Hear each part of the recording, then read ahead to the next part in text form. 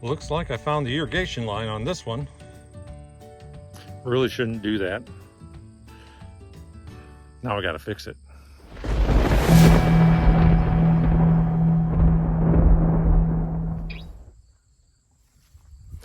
Well, hey, welcome back. It is tree day.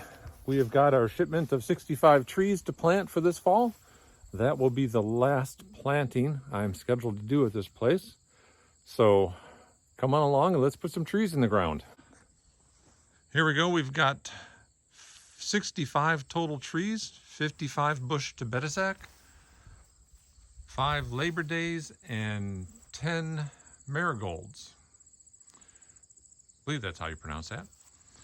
So got to do is load up my little ATV and trailer with 10 at a time, and we'll go put them in the ground.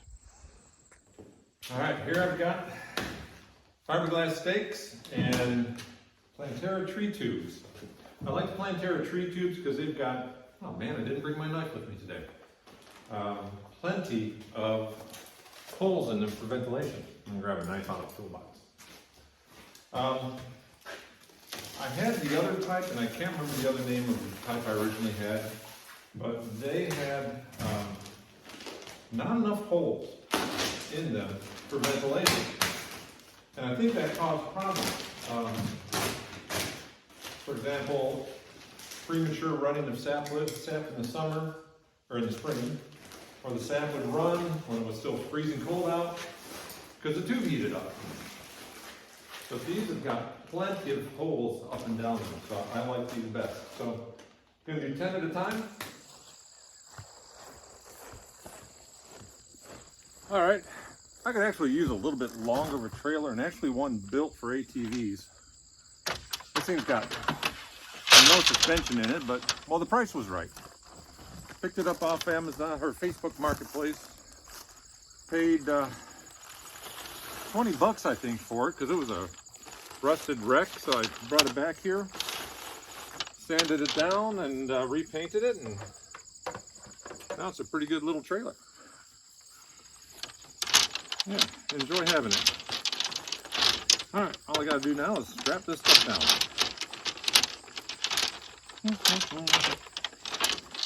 Not the easiest part to do.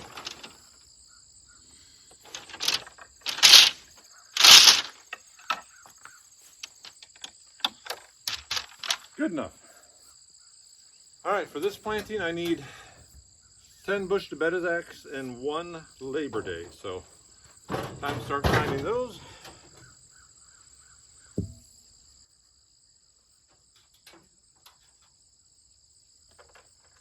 Let's see.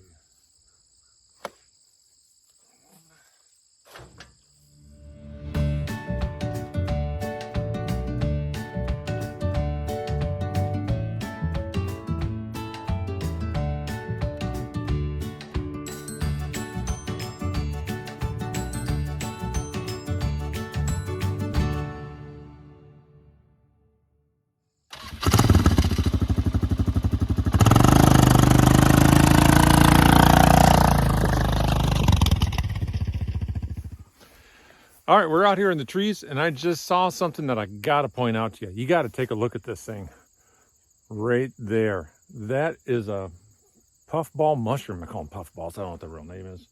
But look at the size of that thing.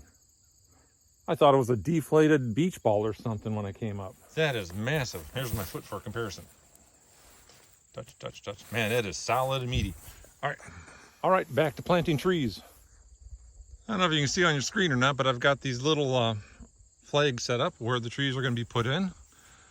And I marked them out earlier, so that's where I'm putting trees.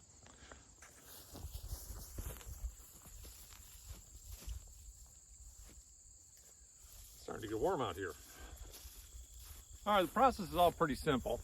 You know, dig a hole, put the tree in, put a stake on it, wash, rinse, repeat, basically. Well, let's get started.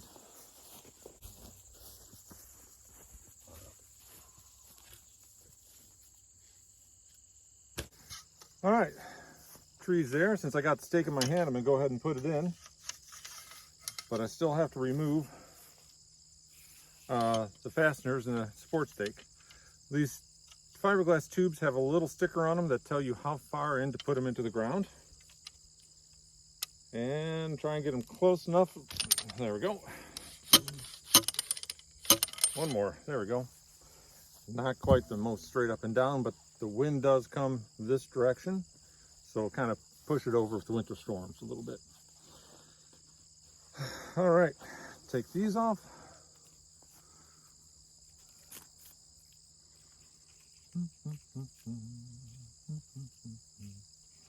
Things are kind of tricky sometimes.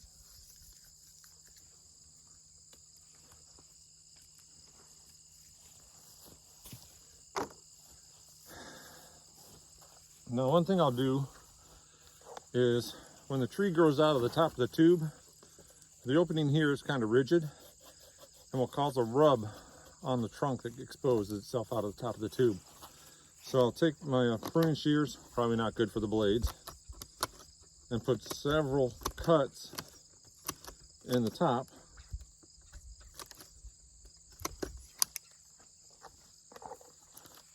Giving a feathering effect and a softening effect for when the tree does come out the top of the tube.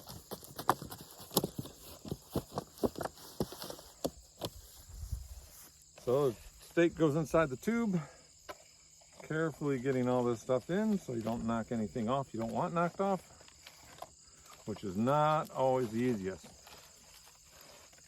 Guaranteed something always gets knocked off. All right, down into the dirt. Now you got these that you got to put over top, because right now it's just a tube, and particularly bluebirds, unfortunately, like to try and climb down in these tubes, I guess going after bugs and such. And well, if they go in the tube, they can't get out, and it's kind of sad. Don't like seeing that. So use resealable zip ties to hold the tube on the stake. 3 of them is fine. And I usually get a twist tie or something going from the sock down to the first tie to make sure the sock stays on. Don't want those blown off. And there's one tube completed. Off to the next one. Well, those 10 trees are planted. Time to load up 10 more and basically wash, rinse, and repeat.